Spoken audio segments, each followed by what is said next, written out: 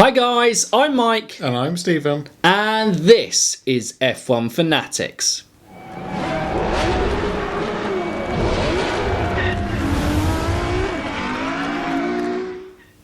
Welcome back to F1 Fantasy Weekly. It has been a topic given to us by a fan, so we're here. We didn't take a week break. No. I know, some people may have wanted it. But we're not going anywhere. We're here. Back. We're back from last week. Yes. Everyone thought New Year, New Fantasy may be the end of us. But we we're decided that the sub-series, the series within the series would not be the end. Not the end. And it is the week gap between the new sub-series, which starts next week, which is our predictions. But this week, we're talking about... So you might play your F1 Fantasy. You go, why should I play F1 Fantasy? Why?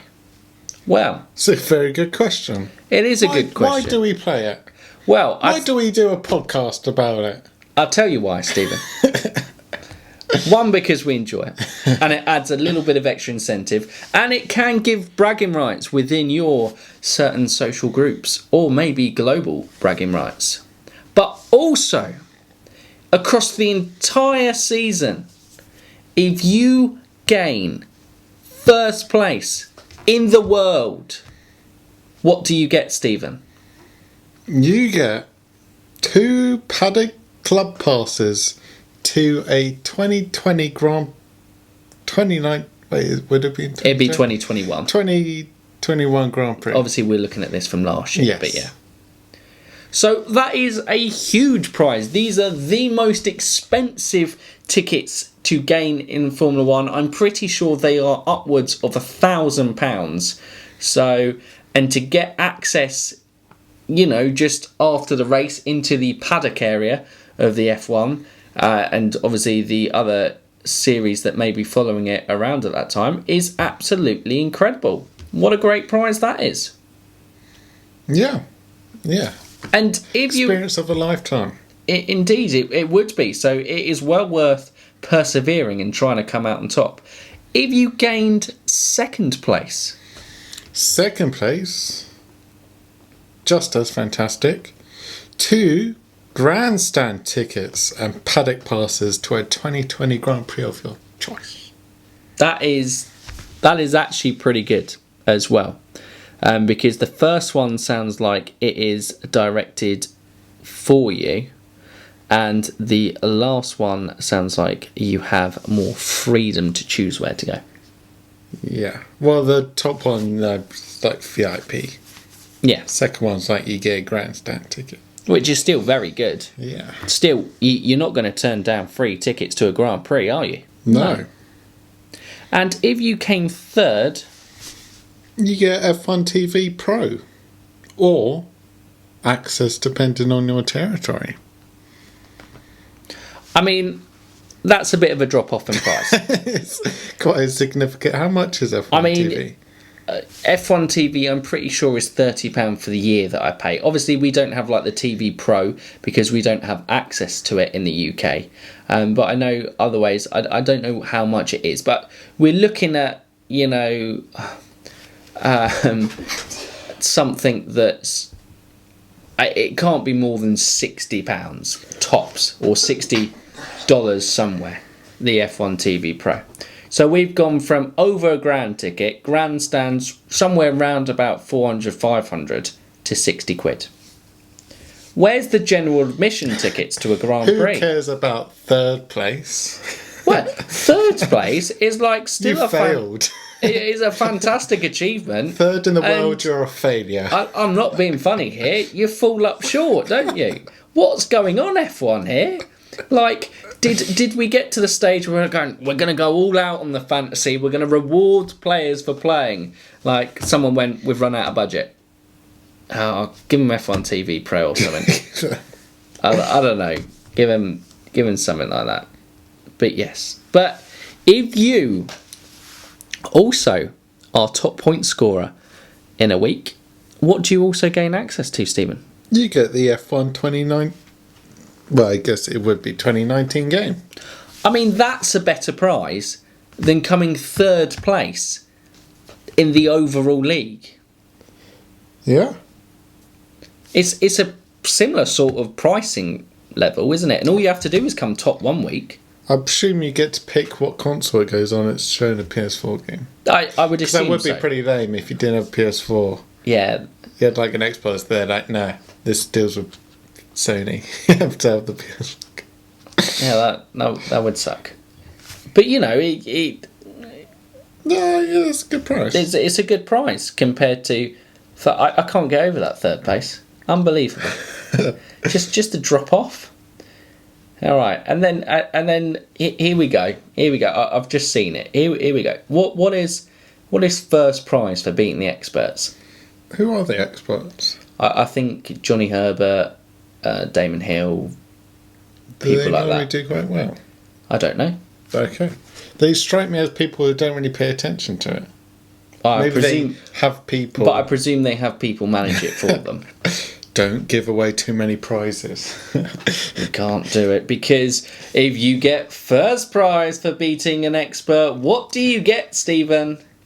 F1 TV Pro for 12 months. Oh yeah, F1 TV Pro, and we're not knocking F1 TV Pro here because I actually have F1 TV, what we can access in the UK, and it is brilliant in terms of obviously you got access to the F2 Chasing the Dream documentary, which was really good. You also have access, I think it's to 1986 and beyond, every race in full, plus race highlights. Obviously, the ones pre-Sky coverage you don't have commentary to because I presume there'd be some form of... They didn't pay for rights on that or whatever, but all the Sky ones have the kind of full commentary and everything on. So it's a really good product and really good value for money. But I will say with this one, I didn't read the small print. You entered into a draw, so you don't just win it. Oh. So you basically the first free of all, prizes, you have to beat the expert, and then you get a prize draw. the free prizes you get F1 TV access. The top one of them you get the pro version. Cool. All right. So basically, those I think that's it. Yeah. F1, prizes. And now it was suggested to us. This video idea came to us via Katie, and she suggested us to kind of run through what the prizes were for F1 Fantasy, but also to kind of give our recommendations for the future. So, first of all, I think the one's pretty obvious. Third place, also tickets to a Grand The third place Prix. in the Global League at the end of the season. General admission tickets. General I admission. get that you maybe not a grandstand, so you have the 3 tiers, but I think general admission it's around about 185 for a weekend isn't too much for F1 to spare. No. For coming third in the overall league in it, I think that would be pretty good. I mean, they may just be wanting to promote F1 TV, but you could then, for the rest of the top 10, if you wanted, give out F1 TV. Yeah. I think the For top... the podium positions. Yeah, I think the top 10 should also receive prizes. Yeah, that'd be nice. And if it's not F1 TV, maybe a... I mean, I know it probably isn't... It would involve more harassment. But you're going to have to get contact details anyway, aren't you? Exactly. From them. So if they got top 10, what about a team shirt from your favourite team? That would be a pretty cool prize. Yeah, but you'd have to rely on the teams then. I guess all the prizes... No, because they obviously it comes directly through the F1 store, don't they? I guess, so. They yeah. control everything. It's not necessarily the teams. But then there's still... I presume all the products, the suppliers are the actual teams. Well, yeah, and I know there are Whereas different the varying stuff, in prices. All the prizes that we've read out are all from F1. All right then, they maybe get a day ticket on a Friday practice or a Saturday. F1 TV access isn't bad. Maybe a year's subscription to Sky TV. Sky but F1. then we're talking about Yeah, with Sky. Sky as well. I think they want to keep all the prizes that In-house. they can give out themselves, rather than having to collaborate with someone. Okay. Which is fair enough. So, third general admission, top 10. I think they'd be happy if F1 TV or whatever is in their territory. Okay. All right. Yeah, fair enough. Because then no one else gets prizes. Or maybe some F1 official merch. Because the F1 official merch is quite nice now, okay, actually. yeah. It's not necessarily a team, but, you get some... everyone gets like a hoodie and a T-shirt or Yeah. something like that Okay. for the top 10. Yeah. Because getting in the top 10 is still a pretty mammoth effort, Yeah, I think. fair enough. So, Steve, do you have any extra ideas on the prizes front? Anything on the daily prizes? Well, the weekly prizes. I think the F1 game is actually... But then with the game, not everyone's going to... I don't know. My first thought is not everyone's going to have like a console to play it on or a massive gamer, I guess. You could sell it for 40 quid or You whatever. could, but then that becomes an effort. Nah, hassle. You don't really want a prize that's a bit... I now have to do this. It's not bad, but But it's tough because it's quite a nice prize. I don't think there's too much wrong with that prize. I don't think there. And then Maybe you could give an option, like F1 game or some F1 match. yeah, that A would be T-shirt good. or something. Yeah, that would be good. And then again, the last ones. I don't think F1 TV is too bad actually for beating the experts over the course of the season. And it's a draw. It's a mini thing. It's a and- novel thing. Yeah. So I think overall that I think it's just very much third prize overall, and I can't remember how many players played this year, but I think it was over 1 million. Yeah.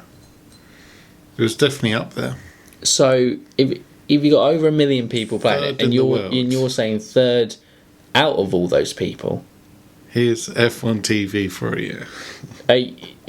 and you just say you miss out by 2 points, and you've missed out on going to a Grand Prix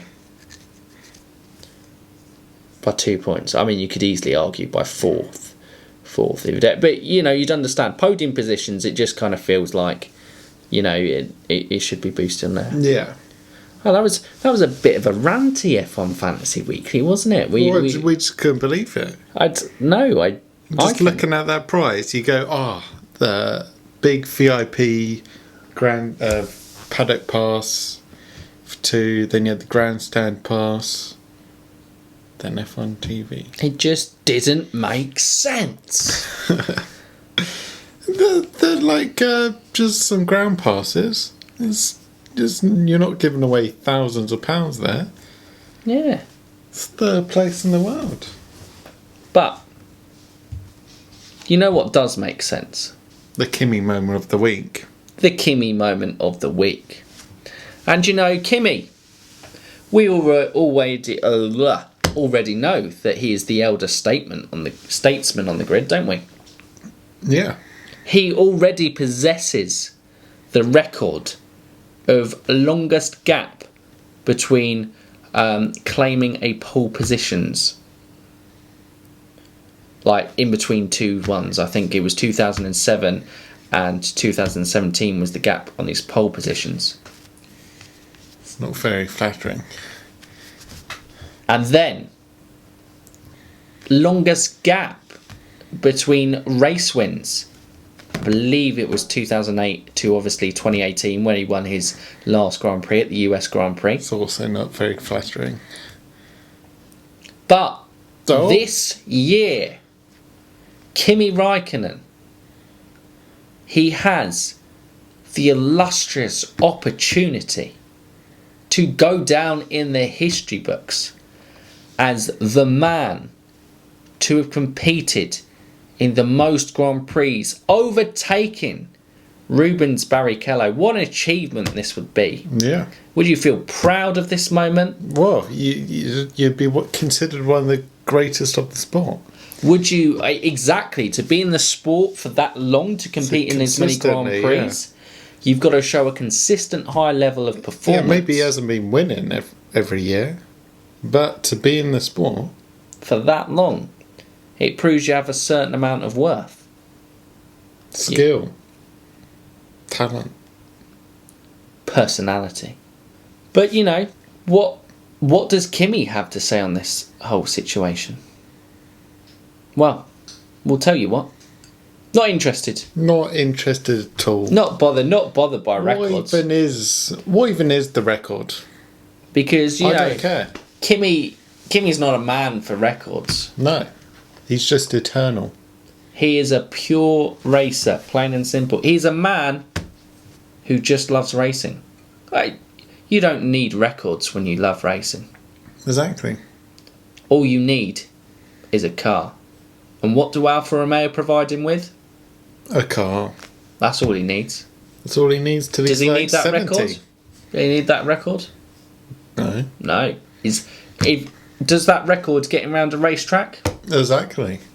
Does his car get him around the racetrack? Mm-hmm. Absolutely. So the Kimi moment of the week is basically saying that all records are useless. Yep. 7-time world champion Michael Schumacher didn't get you around a racetrack, does it? No. Lewis Hamilton, you know, most pole positions. Does it get you around a racetrack? No. No, definitely don't. So basically, if you've ever achieved anything in F1, don't care. Don't care. Not bothered. Don't care about your achievements. Nope. Not interested. Not fussed. See you later. Exactly. Not bothered. Get third place in F1 Fantasy? Don't care. F1 Fantasy Weekly? Not bothered. Don't care, mate. Don't care. And on that, you know, not bothered note, probably should not be bothered to end this. No, I don't care about it. No. It's done. It's Okay. done now. Yep. Gone. Yeah, I don't care. But if you did like the video, you can give it a thumbs up and definitely comment down below on what you guys think on the F1 Fantasy prizes. I don't care what you think. I mean, I care what you think. Stephen has gone full Kimi, I'm full not Iceman. interested. He doesn't care about anything now. I'm He's leaving. reached rock bottom. He might not even be here next week. We don't know. I But don't care if I'm here next week. I think you also should put that in the comments. Do you care? I don't know. I don't know. Someone cares. Hopefully. Not Kimi. Not Kimmy. And also, if you are new around here, and as per usual, it starts off on a serious note. Kimi gets involved. We don't care. It goes to pot. It goes to pot, and it's Descended in Chaos. But if you do like the Descended in Chaos bit, you can subscribe to the channel. You can click that bell notification, and you can keep up to date with more content just like this. But if you don't subscribe, I don't care. I don't care either. We don't care. We're going to still be here. We Well, don't please. care. we'll come here whether you're watching or not. We're forcing ourselves. We're out there, but we don't care. We don't care. And on that note, we should probably stop not caring now and just leave. So on that note, thanks for listening, and for now, UF1 fans, keep racing.